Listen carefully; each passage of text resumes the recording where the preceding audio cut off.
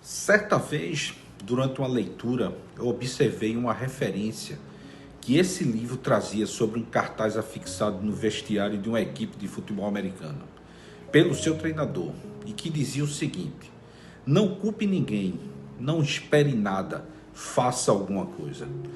A frase acima reflete bem a reflexão ao que ela se propõe. Tudo começa com a sua atitude. Começa no momento em que passamos a entender que ninguém mais que nós é responsável por nossa vida. Não entregue jamais isso a ninguém. Não terceirize o seu maior patrimônio. Você é o mais importante. É o único responsável pela relevância ou pelo anonimato da sua história. Você é igual aos seus sonhos. Você é igual às suas atitudes. Você é igual ao seu caminho. Você é igual ao seu valor. Olá, sejam bem-vindos mais uma vez ao meu perfil. Eu sou o Dr. Eduardo Carvalho, especialista em endoscopia digestiva, com foco sempre na gastroenterologia. E através de toda a minha experiência e vivência durante esses 32 anos de medicina, eu trago para vocês informações relevantes e atuais sobre as diversas patologias digestivas, sobretudo a doença do refluxo. Neste vídeo de hoje vamos comentar sobre o que fazer na doença do refluxo. Como devemos conduzir esta patologia? Qual o papel do médico e do paciente? Observem esse relato dito por um paciente no meu consultório. Doutor Eduardo, eu tenho refluxo, isso incomoda muito. O que preciso fazer? Eu já faço um bocado de coisas. Limito o que eu como, o que eu bebo, uso medicamentos e continuo com refluxo. Este é um depoimento verdadeiro, baseado em fatos reais. Esta é a guerra travada por muitos pacientes, pois a doença do refluxo é uma doença crônica. Já atendi e atendo muitos pacientes, muito mesmo.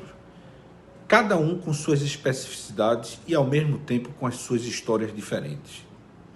Nas minhas consultas, eu costumo dividir as responsabilidades do tratamento, estabelecendo numa conversa franca e amigável direitos e deveres para o médico e para o paciente.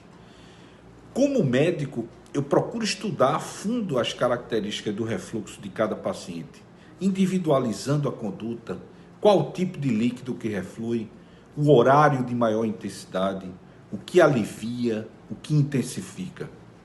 Eu estudo a doença com todas as armas de que disponho, exames específicos, testes, observações e evolução do tratamento proposto. Esses são os meus deveres e direitos dos pacientes.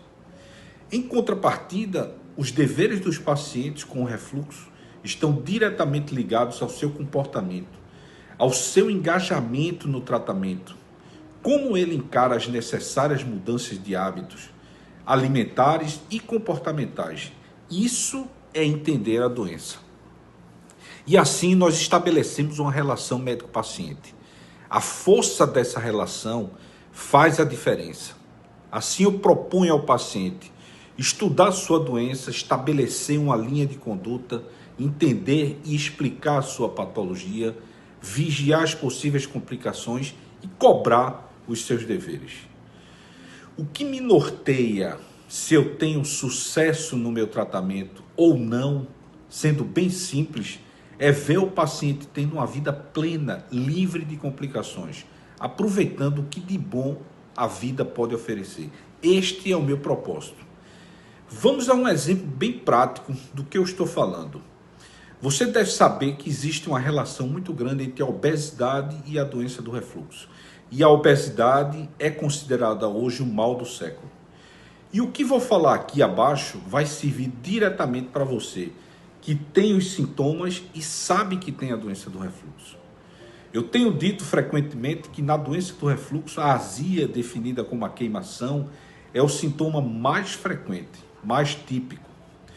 A regurgitação, definida pelo paciente como a percepção de líquido ou alimento refluindo em direção à garganta, também pode ser frequente e característica, que é a doença do refluxo apresenta. E sabemos que a doença do refluxo apresenta importante impacto na qualidade de vida dos pacientes e gera gastos elevados na saúde. Para vocês terem uma ideia, estudos indicam que pacientes obesos têm até 3 vezes mais chance de desenvolver a doença e suas complicações do que uma pessoa com seu peso ideal. Estes estudos ressaltam também que quanto maior o índice de massa corporal, maior é a probabilidade da ocorrência desta enfermidade. É fato que nas pessoas que estão acima do peso há um aumento da pressão abdominal, favorecendo esse refluxo. Vale lembrar também que a obesidade está habitualmente associada a maus hábitos alimentares, que também pioram o refluxo. Com todos esses relatos, eu te pergunto, você imagina a importância de uma dieta saudável? Você sabe como alimentar-se adequadamente? Saiba que existe uma relação direta entre uma alimentação adequada, sem exageros, e a sua saúde gastrointestinal.